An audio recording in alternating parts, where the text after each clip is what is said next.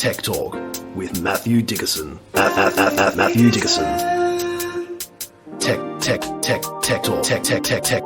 Talk. Sit back and relax. It's time to talk technology.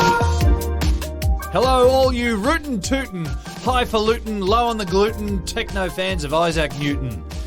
We're smashing through the sound barrier again today with another classic mint condition tech talk with Matthew Dickerson.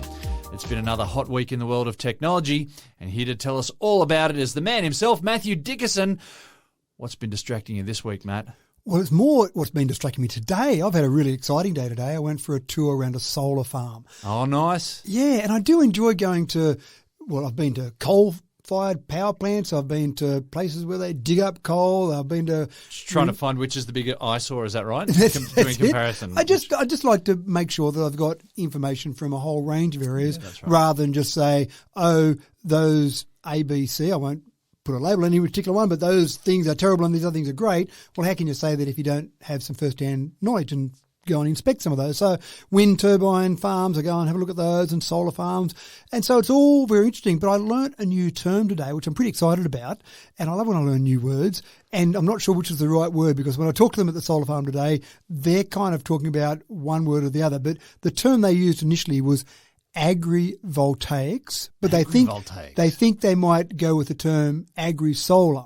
And it kind of says what it is, but what I really liked about it is that some people say, oh no, solar farms are terrible because you take prime agricultural land and you put all these terrible solar panels on there and you destroy that land and you don't produce any food from it. Yeah, right. Now, in some cases, that is correct. Some cases you do have beautiful cropping land. You put solar panels on there. Obviously, it's pretty hard to get a header in amongst those solar panels to strip your wheat crop off when you grow your wheat crop there. So there is an argument along those lines. But a lot of solar panels are still put in areas where sheep grazing is the primary source of agricultural industry before the solar panels come along. Sorry, the sheep graze around the solar panels or through the solar panels, like underneath? And Go back before the solar panels were there. A lot of the farming operations where you do end up with solar panels used to have sheep on them. So here you go, you've got some nice rolling hills. There's not enough wind there to put wind turbines on there, but those rolling hills, well, that might be a good spot to put some solar panels. Sheep are grazing there today. They're moseying around, having a chew on some grass, waiting till the day they get to contribute their wool or maybe their entire body to mankind. And then someone comes along and says, we want to put some solar panels there.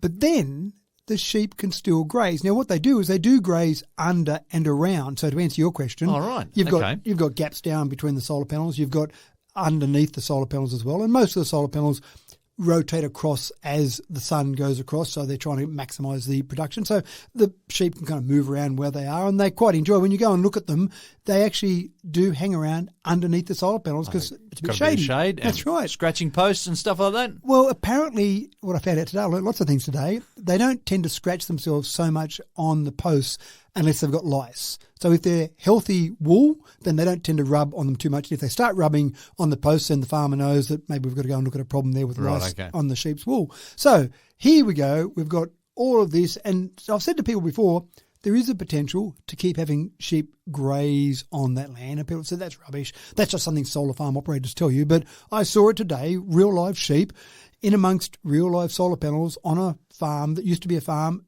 But the carrying capacity at this stage, and this is very early, James, but at this stage, they talked about approximately 70% of your initial carrying capacity. So, for example, if you had 2,000 sheep on a parcel of land, you go and put solar panels across there, you might now run 1,400 sheep. So there's a slight difference there. You do lose a bit of that agricultural capacity, but at the same time, you're increasing quite dramatically the production you've got for the community. Yeah, so I was going to ask, so I guess the income that you get for generating that solar power is, because you're feeding that to the grid, is there an income there? Absolutely right. So most of these farms are sold by the farmer to the solar farm operators, but if you kept the farm there and want to keep running it, then some agreements in place, they might say, we'll lease the land out for our solar farm, but you can keep running your sheep on it. So the farmer gets the income for the lease from the solar farm, but then you might also get the income reduced to 70%, but the income that you might have already received before from sheep farming. So it was quite fascinating watching it. So this term, agrivoltaics or agri-solar, I love that term because it says we can mix the new world economy, the new world energy, i.e. solar operations. We can mix that with an agricultural operation, and it works quite well. Now, I've also been to solar farms back a few years ago when we had a drought, and you think, well, how are they going to go through a drought? What you actually found, or what I found seeing it firsthand, was that you actually had a strip of grass along, not so much grass when there wasn't a lot of rain around, where the solar panels sat at a fairly extreme angle overnight, dew gathered on the solar panels and then dropped down. So you actually had a strip of grass in one spot along the solar panels or underneath solar panels. Yeah. So again, you had some carrying capacity on that land rather than just being a moonscape in terms of there were no solar panels on there. So it might actually be at the point where you can run sheep on that land where maybe you couldn't run sheep. Now, I don't have data on that. And that's where it's at the moment. What they're doing at the moment is researching, are some grasses able to better survive when there's a bit of shading? Because at the moment, grass is out there in the sun. You don't put a shade cloth over some grass to grow it. You have out there grass and it's being hit with all of our brilliant Australian sunshine.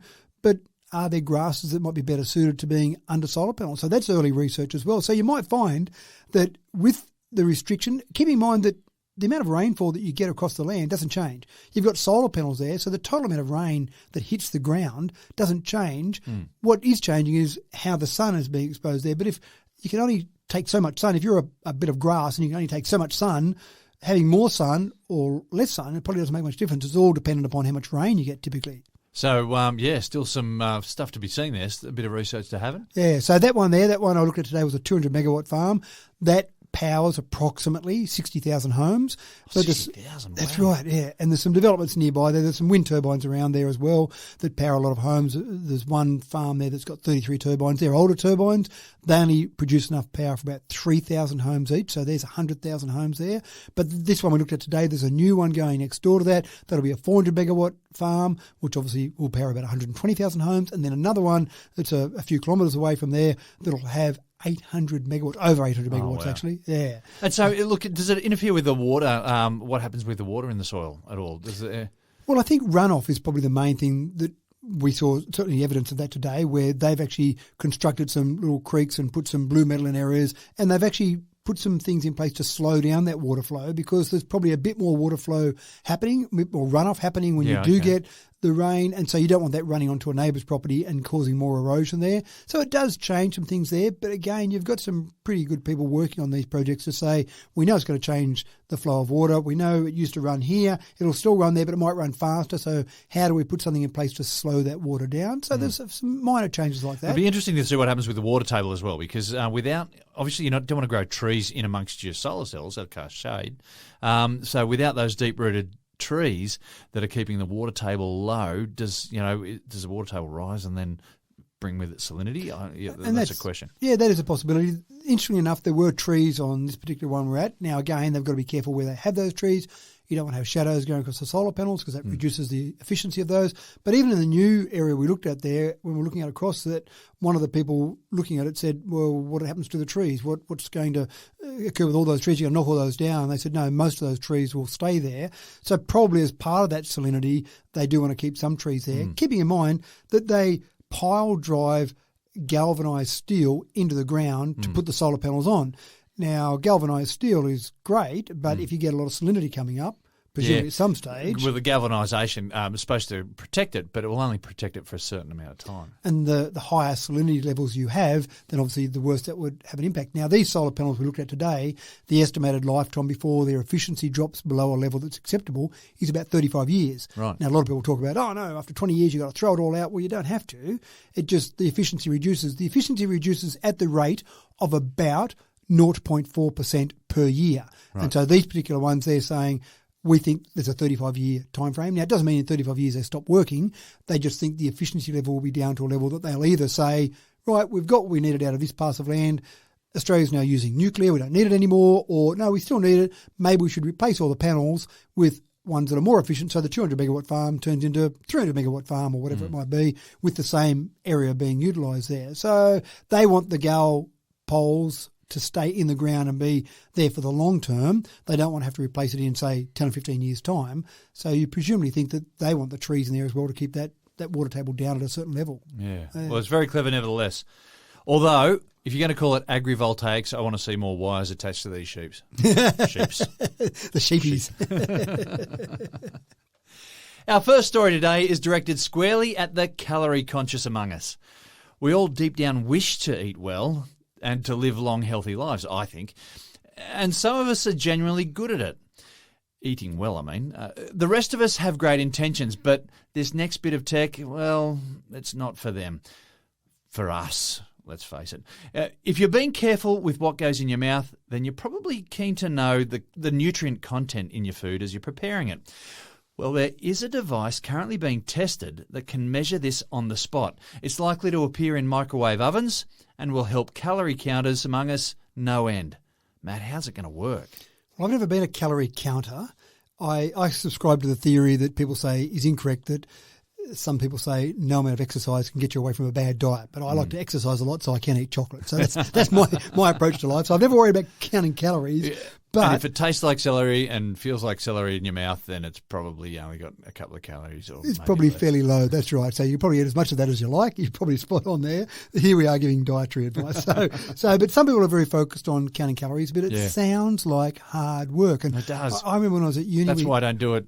Well, when we were at uni, there were four of us in a flat at one stage after we'd moved out of college, and one of the people there studying at uni was one of our flatmates was a dietitian, and there were times that she had to do as part of her course various calorie counting exercises, and we went, "Oh, this looks like a lot of hard work. This puts off weighing anyone." samples and measuring it out by the spoonful, and measuring what came out the other end as well. That was all the fun parts of it. I've gone too far there now. Hopefully, no one's having breakfast, but when people cook things in a microwave oven, and I'm not saying that you've got to cook all your food in a microwave, but if you did, then you actually get some electromagnetic radiation leaking from the food as you're generating some heat, as you're exciting some the water microwaves molecules. go and excite the molecules, and then they're going to re-emit some of that. Yeah, and microwaves typically are focused on exciting water molecules. Yeah, that's so right. you put a bit of ceramic in there, you put a plate in there and turn it on, it doesn't do anything because there's not much water in that. But you put a cup of water in there with some coffee in there, then it obviously heats that up. So there is obviously some radiation that comes out of that. So some researchers have found,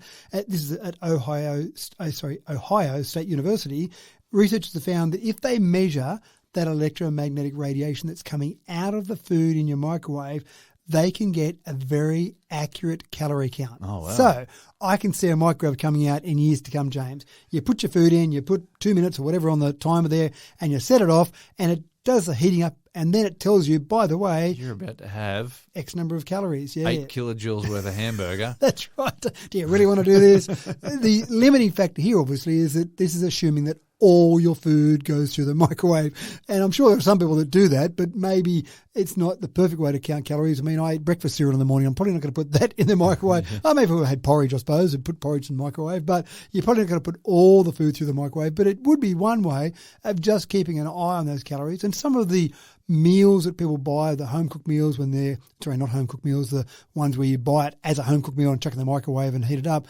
even some of those things, getting to the point where you could see how many calories are in those, I think that'd be really quite interesting. Well, I wonder if you're working on, like, you're transmitting microwaves in a microwave oven and that those waves are being absorbed by the food and then the energy is being re-emitted. That's what it's measuring. Yes. I wonder if you could do the same thing with radio waves. If it could be a case of you just put it in a box, not with microwaves, but with radio waves, something and get a similar different effect. Yeah, and actually just do a calorie count on that. So researchers in the past have tried to do calorie counts on photographs. So there have been attempts to say, take a photo of the food you're about to eat rather than try and calculate how many calories, and we'll do a calorific calculation based on the photo.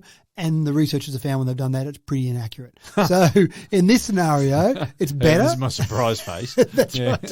It's better, obviously, doing it from the microwave perspective. So maybe if this actually works, maybe you're spot on that you do have a little device that you drop your food into, you click a button, it puts some sort of microwave or, as I say, radio energy into it, and then it says, yep, this is going to be so many calories, so you can keep an eye on those calories throughout the day. So that's not a bad idea either, because I reckon it'd be hard work counting those calories and being really religious about it and doing it every single time.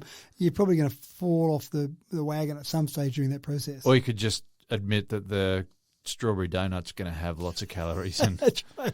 Does it have a reading that just says too many? Is it going to stop you from eating it? Yeah, this has got a lot in it, forget about it. Now, here's an interesting little tech glitch. The iPhone 14 keeps calling 911 on roller coasters in the US. Matt, there's some explaining to be done here, but I suppose the cops are immediately dispatched when the operator hears the screaming, right? That's right. You can imagine it all works, doesn't it? You've got these high G-forces on the roller coaster. The Apple phone, iPhone 14, says, oh no, you've been in a car accident because you've experienced high G-forces. Can I help you, ma'am? No. And of course you're going to rush there, and then everyone rushes there and they're looking around a roller coaster. I've actually seen this a little bit on... So how does it work? But anyway, sorry, yeah. Well, on a previous model, the watch, and I can't remember which one it was on the first one, but certainly in a previous one, I've been in a mountain bike race and I've been going over jumps and I've been landing on two wheels, not falling off. And next thing I felt a vibration on my wrist. Middle of a race, you don't want to worry about that too much. But, what's going on my wrist? I don't care about someone sending me an email at the moment, but it's kept vibrating. And then I've glanced at it, and next thing you know, it's saying it's going to call emergency services because I've obviously fallen off my bike because it's experienced some high G-forces. There's a little accelerometer in it. Correct, that's right. So that's been a feature of, say, an Apple Watch for several seasons now of Apple Watches. The iPhone 14 has got the extra feature of a crash detection feature. So it will detect if you've been in a car accident. Now, there's a good possibility if you've been in a car accident, you might be knocked out. So you're probably not sitting there going, I'll just ring, in our case, 000 on America 911 and get them to come out and help me. There's an injury here or whatever it might be. So you're knocked out, but your phone says, I know I just went through a few G-forces there and I've taking into account the whole environment, the noise of the car crash, etc. I'm going to use all that information. I'm going to ring 911 and say you've been in a car crash with a sort of a pre-recorded message as such. But what they've been finding so far is exactly as we talked about. On roller coasters, those situations have been similar enough to a car accident that the iPhone 14 has been ringing and people have been dispatched. So you've actually had emergency services coming out. And you can imagine that if there was an emergency call from an amusement park, there would be a possibility that someone's been injured out there. So why wouldn't you logically send some people out there? Okay, quick, there's been an injury. At the adventure park, well, of course there's been an injury out there. Let's get the ambulance out there and let's get everyone to help. And they turn up there and there's someone who's still on the roller coaster screaming, saying what a wonderful time they're having. So I assume... Well, it's a fairly intense sort of experience as well, so you're not going to be even worried about any vibration on your wrist. No, you wouldn't even notice it more than likely. And again, imagine when you come down and they say someone on here has had an accident somewhere and then you look at your phone going, whoops. I just must have been that guy over there. That's right, yeah. I'm sure I saw him running that way, officer. But it's one of those things that you try out these new features. Any company tries out these new features and they find sometimes they're not perfect. So I guarantee there'll be a software update very shortly that'll fix this problem. I don't know how they'll fix it because obviously it's looking out for G-forces. Remembering the boy who cried wolf here. That's right. And some terrible accident occurring at some adventure park. And you could have a car accident that didn't mean that you or your phone experienced high G-forces, but you could still be fairly injured. It just depends on how things happened in that car accident. So you could have that. So trying to get it right with all of that is a bit tricky. But anyway, it's been an interesting thing so far. It's been happening. It's been real. But there'll be a software update, I'm sure, that will try and address this. We talked last week about tech being able to monitor your state of mind. Well, this next story is right along those lines. A smartwatch that sends emojis to parents can allow them to get a handle on their child's well-being throughout the day with regular real-time updates. Matt, I can see major benefits here, but also, as a teacher, some pretty big drawbacks to this. First, how does it work? It does rely on the child in the situation being aware enough of how they feel that they're clicking on a little smartwatch on an emoji to just give an indication to their parents or whoever they might set up to receive this information about how they're feeling. So, we talked about last week in terms of specifically suicide, and that was an adult version, if you like. This is a kid's version, just so you can keep in touch with your kids' feelings. And you'd like to think as a parent that you can talk to your children and find out how they're feeling, but kids sometimes don't want to tell you everything and don't want to get in that detailed conversation, or they might be embarrassed for a whole range of reasons. They might not tell you how they're feeling. But if you introduce technology, and I think this is the clever part of this, if you introduce technology to the equation, kids are more likely to actually participate, more likely to say, this is cool, I get to use technology for doing whatever it might be. So they wear the smartwatch, it can come up at predetermined intervals, and they can actually click on just a smiley face or a sad face or a range of emojis on the face just to say how they're feeling. That then goes through to, as you say, for example, your parents, and your parents can keep an eye on that, and they can track that and monitor that, and then suddenly they see a dip in that, a one-off dip they mightn't be too worried about, but a couple in a row where the sad face is coming through or angry face is coming through, it might be time to reach out and just see how your child's doing. There are ways, I think, and I think there is so much more development to occur, where technology can help with our mental health. And this is a really big health issue, I think, going forward over the next couple of decades. Mental health is something that we're really just scratching the surface on. So if you can get something like this where people are comfortable using it and maybe more comfortable than having a detailed conversation with mum or dad, oh no, my girlfriend just broke up with me at school today, I'm devastated by that, and that might lead to other outcomes that aren't great, you might want to have that conversation with mum or dad. But just clicking an emoji on your watch, you might be okay with that. I can see that, though, during a school day, that could present some big problems because we know that, particularly for adolescents, adolescence is an emotional roller coaster for most people. Yeah. And through a school day, certain messages might encourage, some negative behaviours that could make for some big trouble, I guess. Yeah.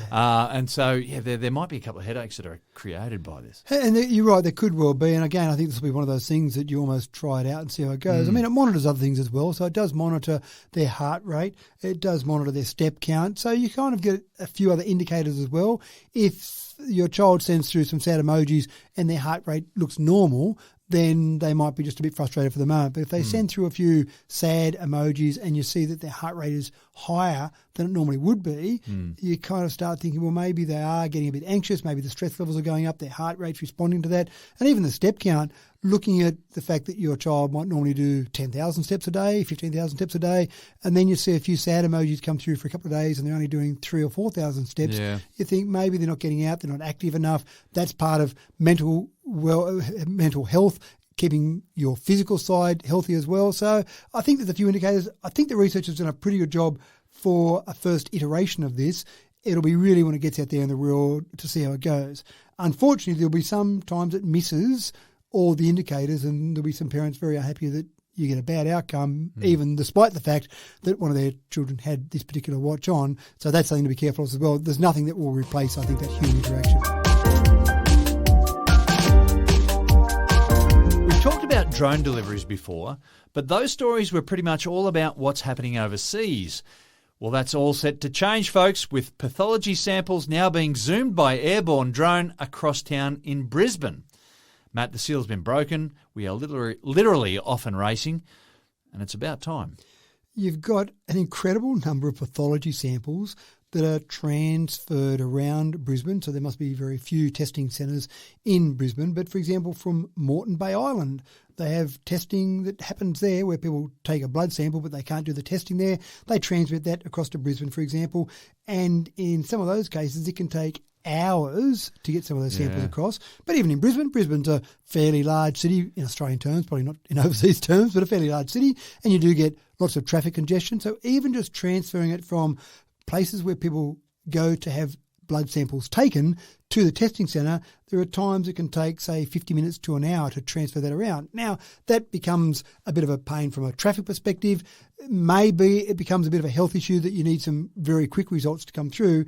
But just from an efficiency, using people more effectively, using our technology more effectively from an efficiency perspective, drones are about to be used from the beginning of next year to transfer some of these samples around. And when you think about it, blood samples are a really obvious thing to use for drones. They're not very large. You don't need something very heavy to transfer it. You want it to be transferred quite quickly. It is fairly important. The cost of the testing is going to be dramatically more than the cost of that transportation with a drone, but also putting a person in a car with multiple samples probably is a more expensive scenario than putting it on a drone and sending it off. So it does make perfect sense to transfer this via drone. So they think they'll be able to get some of these down to typically a 15-minute flight.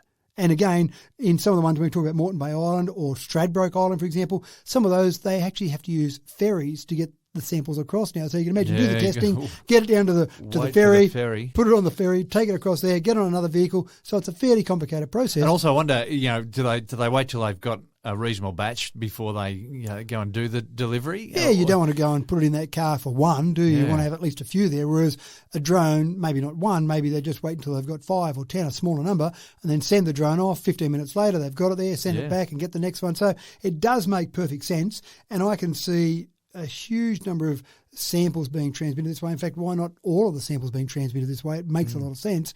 And then we'll start to look at other things besides coffee that might be transmitted via drones.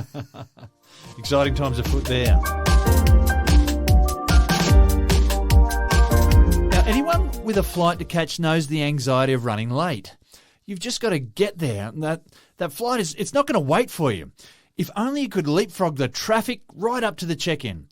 Better still, if the airline could have just picked you up from the front door, you'd have nothing to worry about.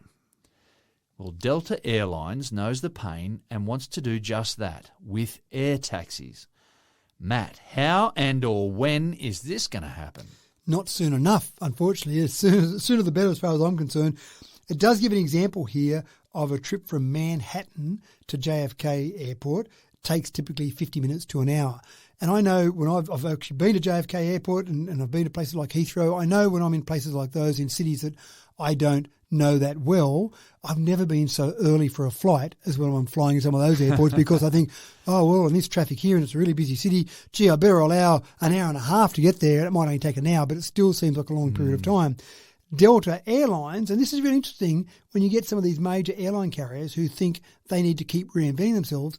Delta Airlines is talking about investing up to $200 million in Joby Aviation. So they don't want to own this process. They don't want to be the ones running it all, but they're happy to invest in some other companies that they will partner up with. Joby Aviation is really talking about that home to airport model, and they're doing it in the electric vertical takeoff and landing aircraft, or the eVTOL. Surely we can come up with a better acronym than that. eVTOL doesn't really roll off the tongue, does it?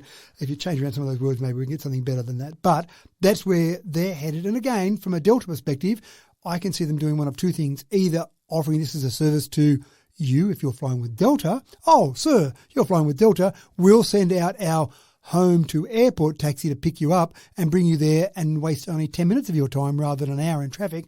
And that would be enough for a lot of people to say, well, I'm flying Delta because they've got that. Or they might just have this as another part of their service. They've got airlines that fly from New York to Los Angeles, and they've got air taxis that take you from wherever you are out in the suburbs through to JFK Airport, for example. So I'm not sure what their model will be, but they obviously think there is a market in that. As I say, they've already put $60 million in directly, and they've promised up to $200 million if Joby Aviation keeps ticking off some of the timelines and some of the processes that they've promised they'll get there. So it does sound fantastic. They do also say that in the trip to the airport, which saves you a lot of time, you also get a spectacular view across the city skyline while you're doing it. Because you can imagine these are probably only flying not a long way above some of... Charge you extra. Maybe that's right if you've got a window seat there, which all seats would probably be window seats. But when you fly above that skyline, you wouldn't be, I'm guessing now, but maybe 300 metres, 400 metres. You've only got to be above the skyline. Right. You don't need to be way up in any sort of high levels. So you're flying at those sort of levels. You do get a pretty good view across the city,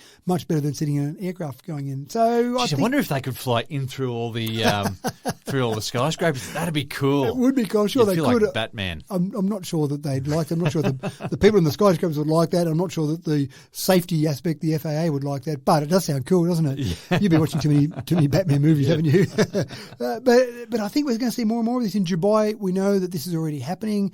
We see a lot of development happening around the world, and this is where if you're an organisation and you think that the business model you've got now is good and we're making money, we'll just keep doing that forever. It's not going to work. This is where some of these airlines are saying we need to make sure we're in front of it because our job is taking people by air from A to B. Who cares if A to B are now much closer together than they used to be before? We think we know how to do this, so let's keep doing it. We live in an age of disasters today, folks, like it or not. Whether you want to talk about climate change or not, certainly increasing population densities are also increasing the impact of major natural events like Hurricane Ian recently in the US, and of course the flooding that's currently occurring at more local level here in Oz. Determining the extent of damage is also problematic, with assessors restricted until access to areas is deemed safe, and then the area may be so broad that it may take too long to get to some of the properties. Matt, when so many people have their livelihoods severely impacted, there has to be a 21st century fix to this problem, surely. There does, and one of the big problems with this at the moment is, and I'm going to put the warning out there now, James, this is not a story about a scam, but it's actually been less effective than it could be because people have mistaken this process for a scam. So I'll get to that in a minute. So what happened with Hurricane Ian was it destroyed lots of homes. Getting some help to those people very quickly is difficult.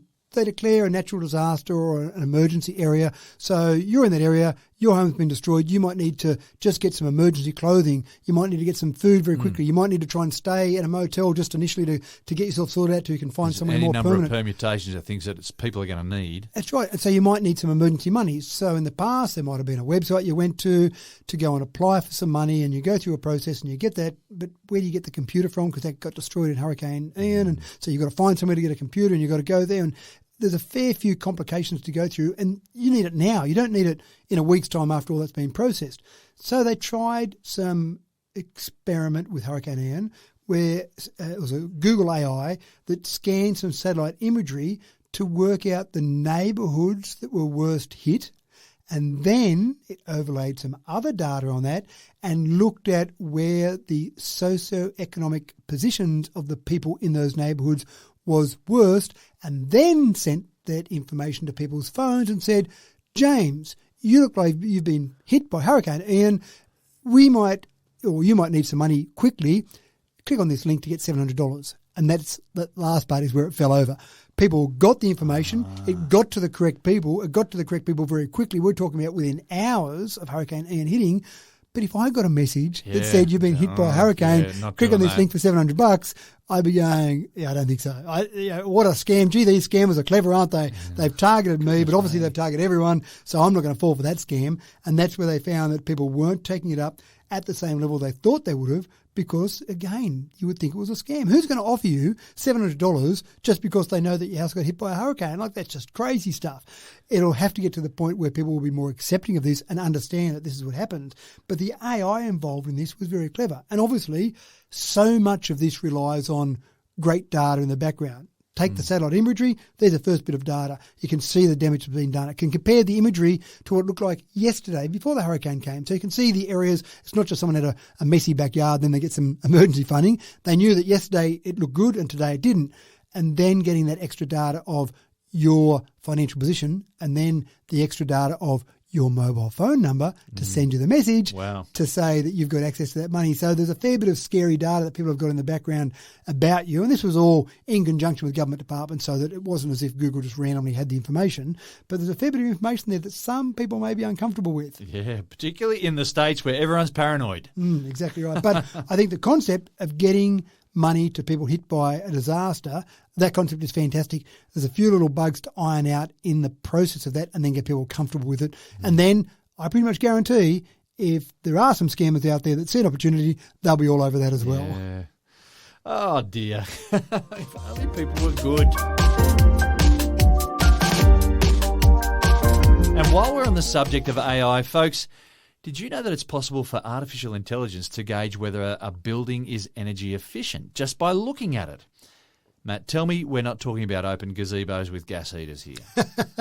Even I can spot that. No, it's actually fascinating where they've combined, again, some satellite imagery. This is Google taking all this data. It's a bit scary how much data they have. But taking imagery from satellites and then imagery they've got from Google Street View.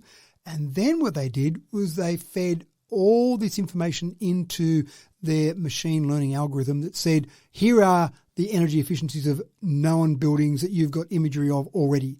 Now go and compare the known environment of these sample 1,000 images, for example, with all of these other ones and tell us how energy efficient each of these other buildings are. And because they've already got a lot of that information to start with, then they can get their predictions fairly right. And then what do you do with that? Well, this is fine. They gave them a rating. They ranged from A to, which is the best rating, to G, which is the worst rating. And then they can send that information out to people. And so people can then start to take some action to try and reduce or increase the energy efficiency, reduce the loss they might have in energy. And when you consider that usually a household spends anywhere from, say, 40% to maybe even up to 60% on heating or cooling their home, if you can solve the problem of energy efficiency. And we've talked about this before, James. We are focused in the world on producing power in better ways. Wind power, solar power, renewable methods of producing power. I don't know that we're doing quite as much work on reducing our usage of power. And this is a perfect example of that. If you see these homes that are less energy efficient, you get information to say your home's less energy efficient. Oh, gee, I'm losing lots of power and money by having a less energy efficient home. What can I do? Should I double glaze my windows? Should I put more insulation in my ceiling? Oh, I don't have insulation in my ceiling. Should I put some in the ceiling or in the walls, or those gaps under doors that seem to get the beautiful warm air from inside outside in the winter? Should I just plug those gaps underneath the doors, for example? So there are some simple things that you can do. There are complicated things you can do as well. But just knowing that you've got a house that's not that energy efficient for a start, and without having to spend a lot of money on that, then that's a good starting point. Excellent. Excellent step towards a positive future there. Okay, folks, it's time to crack the party poppers, and not a moment too soon either. We're at a pivot point here in Australia, the moment of truth where tradies around the country are going to make some big calls about EVs. Yes, EV utes are on their way to Australian shores at last, and I reckon it'll take some bold people to jump into this at first, but once word gets around, you can buy shares in maple syrup because these are going to sell like hotcakes. Matt, sounds like the winds of change are blowing a gale. Oh, they are indeed. Now, Boston Consulting Group, and I've got a lot of time for Boston Consulting Group. I often quote some of their data in talks that I do. They've actually done a report, and get ready for it, they say by 2030, so only 8 years away, electric utes and vans will make up half of the light commercial vehicle sales in Australia. Do you know what? I've just heard half our listeners just going, yeah, sure. That's As right. if. So, And I just can't wait. And again, I've got a lot of time for the work that the Boston Consulting Group do. I actually think half is probably very conservative, because I think once people start to see these utes, they will go, wow, you can do that? That's fantastic. Yeah, that's right. It's when they see them and they know that someone's using them and using them effectively. Yeah. Now we've been told that electric utes will never work. We've been told that they don't exist. Well, that's a lie, because they do exist overseas. The Ford F-150, we've talked about that. The Lightning, it's going gangbusters. They cannot produce enough for all the sales that are out there. What we've got in Australia, though, is a few are coming. Now, there's a Chinese one called the LDV ET60. Now, it's probably going to cost about 20 grand more than the petrol equivalent of that car. But we've talked before about ignore the ticket price. When you work out how much your car costs you, do a 4-year calculation of the total cost of ownership, including petrol costs, including maintenance costs, and including resale value. And we've already seen various reports that I've been reading. The figure can be $20,000, $30,000 more you pay for an electric version, and they'll actually be cheaper for you in a 4-year time frame. And even just today, I was driving out on the highway today, and I went past a petrol station. It had $2.30 per litre for diesel. That's pretty scary. That's today. Imagine in 4 years' time what a litre of diesel will cost you. See, that's shocking right now. But what happens when it climbs to $3 a litre? Yeah, that's right. You know, it just So anyway, the Boston Consulting Group have said that once these utes become available, more and more people will start to use them. And they actually had a couple of little case studies out of the US of people that have already got electric utes. And it was interesting. They interviewed some people that weren't big EV fans. They were saying, oh, look, I'd heard about them a bit, and we've got a few cars in our fleet, so I thought I'd try adding one to our fleet and see how that went. And now all of them want them. And it's simple things. One of the things that they love is the fact that you've got a frunk. So when you're storing some of your tools, you think about a tradie, they sometimes have big lock-up boxes in the back of their ute because stuff gets stolen sometimes. But when you put it in the frunk, people don't even know you've got it. So it's a good place to store some of those little electric drills, cordless drills, whatever it might be, but a great place to store those. So that's been one thing that some of these tradies have already talked about. They've got access to all their ute space because they're not taking it up with these lockable containers, because they can pour a lot of that stuff in the front. But then the second thing they love is the fact that they've got power points on the ute. So they can turn it to a job site, and if they do still need to run some of their tools not cordless, they still need to plug them in, well, they don't have to muck around and try and get some builder's power at a building site or have a generator there. They just plug into their ute and there you go. You've got electricity there. Or even just plug in your chargers for your cordless devices so you've got those batteries charged up and ready to go. So that's been a big thing as well. The tradies have talked about the fact that it's saving them money. Petrol costs obviously are going up, so they love that idea. And the range anxiety, see, utes actually are probably perfect for a tradie, electric utes, because most of these utes aren't used for big long trips. They don't get in the ute every day and drive 1,000-kilometre round trip. They do more kilometres than the average person on a daily basis, but it's usually that sort of daily basis. So it might be 50, 80, 100 kilometres rather than the average person might do 20 or 30 kilometres per day. So they're doing longer, but they're not doing thousands of kilometres a day. So they're still well within that range. And they sometimes tow things, but again, it's normally towing it to a building site and then dropping it off there and then using the ute from there. So I think, as I say, the Boston Consulting Group are probably being conservative. I do think we'll see a lot more once they're available. That's when they'll really start to take off. And I was a bit excited by a report I read just the other day that said 2%, as we know, is the sort of figure that people have been buying EVs in Australia. So last year was a fraction under 2% of new car sales. Already in the first 6 months of this year, we're up to 3.5%, which doesn't sound like much, I know, but it's better than 2%, and it's happening quite quickly. And something that I've found since purchasing an EV for myself is that a lot of people don't realise that there's not much maintenance to be done on them at all. Yeah, that's right. It's good, isn't it? So the saving that you think about, the 2 services a year, every 6 months you're supposed to get your car service. So the saving there. Yeah, that's right. So you've got 3 real saving areas, I think. One, you've got the ongoing maintenance. So as you say, what do you do? I know one of the electric vehicles I owned before had 43 moving parts. That was everything. That was door handles. That was everything. 43 moving parts. Yeah. So there's not much to maintain on them. And you're not using your brakes so much because you've got the regenerative braking. That's right. So I actually had an inspection of one of my cars at 80,000 kilometres, and I actually said specifically, tell me how much pad wear I've got on my disc brakes. And they looked at it and they said, we've measured how much pad there is there now compared to new, and we can't see a difference in terms of measurement. So, yeah, you've got that. So the maintenance is very low. The fuel costs are very low. But I think the thing that is really going to be the killer for people that are buying their ICE vehicles today is in 4 years' time, you go and try and sell a second-hand ICE, and you're talking about 2026. 2030, a lot of countries around the world are going to be banning brand new petrol sales or diesel and petrol sales. So by 2026, the world has really started to move on, and then you stick your little ad up for your good old-fashioned petrol car that you only bought 4 years ago, and it's only got 60 or 80,000 kilometres on it. People are going, what? You got to put petrol. Petrol's $10 a litre now, do you know? Why do we want that? So I think that's the other thing that people aren't really calculating correctly is that resale value. Exciting stuff nevertheless. Matt, there are a few pitfalls to riding share bikes that I had no idea about. They're not a real big thing out here in regional New South Wales, after all. But these pitfalls are about to come to an end anyway with the help of AirTags. Firstly, what are the problems with share bikes and how does an AirTag solve them? Well, you've got a few things. This particular product that I'll talk about will solve problems for all sorts of bikes, whether it be share bikes, whether it be your own personal bike, whatever it might be. But sometimes people steal bikes, whatever the bike might be, and sometimes people don't keep a really good eye out for bikes that might be being ridden around. So having a bell, well, it's compulsory to have a bell on a bike, having a bell that's nice and loud and that makes a bit of noise, and I like electronics, I like technology, so I normally have electronic ones, but it means I've got to charge them up. But the good old-fashioned bell that you click a little dinger on the side and it makes a nice loud noise is quite effective.